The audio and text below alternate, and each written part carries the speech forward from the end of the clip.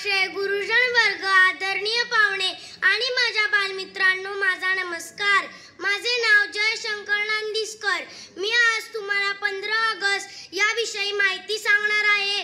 तुम्ही ती शांतपणे ऐका, ही नम्र विनंती. आज 15 ऑगस्ट आपल्या भारताचा स्वतंत्र दिन. शेकडो वर्षाच्या गुलामगिरीतून आपली मुक्तता झाली. या महामंगल दिनासंबंधी थोडं बोलण्यासाठी मी ते उभा आहे. स्वातंत्र्य म्हणजे काय हे जे पारतंत्र्यात राहिले त्यांनाच कळते. प्राण्यापेक्षा श्रेष्ठ स्वातंत्र्य आपणाला मिळाले आहे.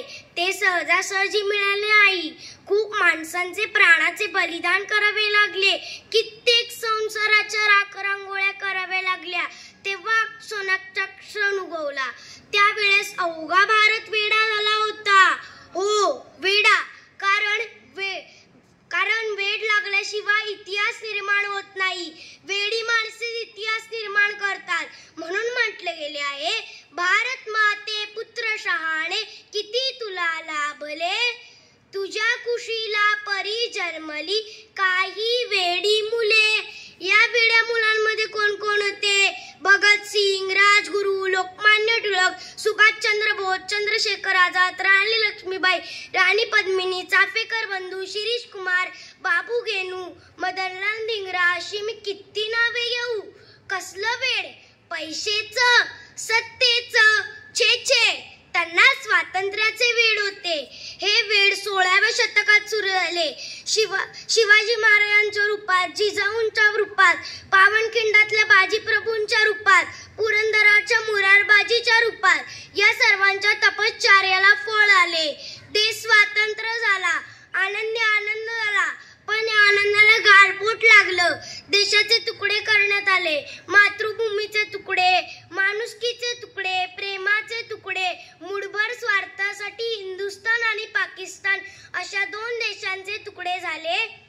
आणि आज इतकी वर्ष झाली, आपण भूमीचे तर नाही, माणसाचेही तुकडे जोडू शकलो नाही. आज आपण काय पाहत आहोत? देशाच्या चौकडे भ्रष्टाचार, काळा बाजार, महागाई, बेकारी यांमुळे आपला देश पोखरला आहे. आपण प्रत्येक ठिकाणी मागे पडत आहोत. खरोखरच आपण लोकशाहीत आहोत का, असा प्रश्न पडत आहे. का स्वातंत्र्य यासाठीच मिळवलं? अनेक माणसांचे प्राणाचे बलिदान का यासाठीच केलं? अन्याय और अत्याचार का चारों तरफ बोलबाला है. हंसता हुआ भ्रष्टाचार कहता है, ये देश हमारा है, ये देश हमारा है.